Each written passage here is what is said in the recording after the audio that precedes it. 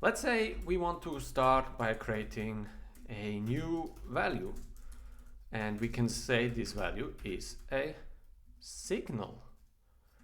And as you can see, it's red because a signal always needs an initial value. So signal itself is imported from Angular core, but we need to pass in an initial value. So let's do that, and let's give it an initial value. Cool, so we successfully generated a signal. But what is a signal? So the official answer is it's a new reactive primitive provided by Angular, right? But I like to think of a signal kind of as a box. So let's say this is a box, and in this box we can put in some values. So let's say we have a box and we put some shoes in. So we do that by using the signal constructor. With that, you put something in, right? Into your box. Now this box has some special capabilities. So the box can kind of notify you when a value changes. So it has like a light bulb or a light on top that just starts to, or that gets toggled once the value changes. And we will later see why this is important, but it gives you a signal if a value changes, right? But we will later explore why this is important. For the moment, we will stick with the base API. So we generated a signal, and we can see that the ID helps us, and it tells us, well, this is of type writable signal. So what is a writable signal? What is the difference to a normal signal? So let's dive in. So we go and we see we have the signature writable signal, which extends a signal. So a signal itself doesn't have much, right? But a writable signal extends the signal and adds a set method, a update method, and an as read-only method. So let's see how those functions can be used. So let's say we have our box and we want to say this.box, we want to put in a new value. So let's say instead of shoes, we put in a t-shirt. Great. So we put in a t-shirt into our box. But so far, nothing happened. So that's something important to notice about Signal. It's not push-based like we have it with RxJS, where you just change something and you get notified. So we can say, let's here take out the value of the box. And taking out the values of a box or out of a signal is just by calling it. Here the Angular team was experimenting with something like .value or just a getter, but they ended up with a normal function call. But now notice this. We log it, we get shoes, then we set the value again and nothing happens. Like we are not notified about this, right? So to get the latest value of the box, same as with functions, we just have to call it. And we would get shoes and t-shirt. Cool. Now let's say instead of shoes like a string, we have a number inside our signal. And let's say we want to increment that number. Of course, what we can do is we can say this.box and we call +1. So if we would log that, we would get 0 and 1. So this is totally fine, but there's a more convenient way.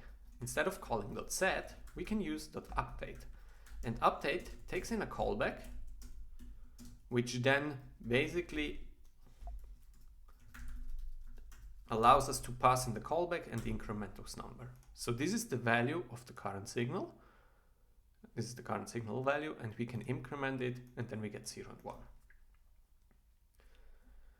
Now, if you played around with Angular 16, you might have noticed that there is also a .mutate method.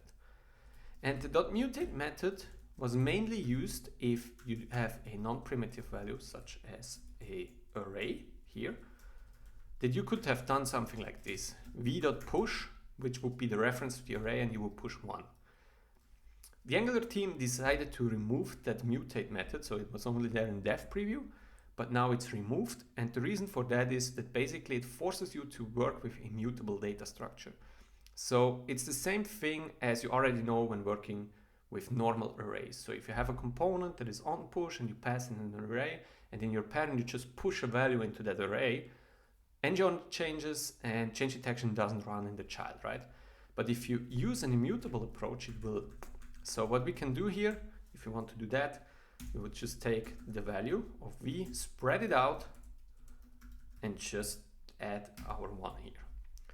And we would get 0, first an array of 0, and then a 0, 1, right? So that's the basic idea here. So this is the base API of Signal. But we forgot about one method. That's the sReadOnly. So when would you actually want that? When do you want to work with a writable signal, and when do you want to work with a signal only? So let's say you would have a injectable. So this is just a normal service, export class, let's call this the counter service, and inside here we have a counter which is a signal of 0, right? And now what we can say, we can get a hold of our counter service, which we use with an inject function. So inject that. So we have our counter service, and now we could easily come and say counter service.counter.set5. But maybe this counter is meant to be incremented whenever we access it. So it's not cool that now some consumer can just come and set it to 5, even though it should be 1. So what we would usually do is make this private and call it probably internal counter or something. And then we make a public method, which we call increment. And that method increments the internal counter, right? And then we provide a public counter, which is this internal counter as read-only. And now we can see that we cannot go and set something on the counter because we don't have a set method. But the only thing that we can do is reading it. Or, of course, we could call increment. If you've already worked with observables, this pattern might be familiar, because what we usually did was this would be a subject, and then here we did something like subject.toObservable. That's basically what we were usually doing, right? So that's the basic Signals API.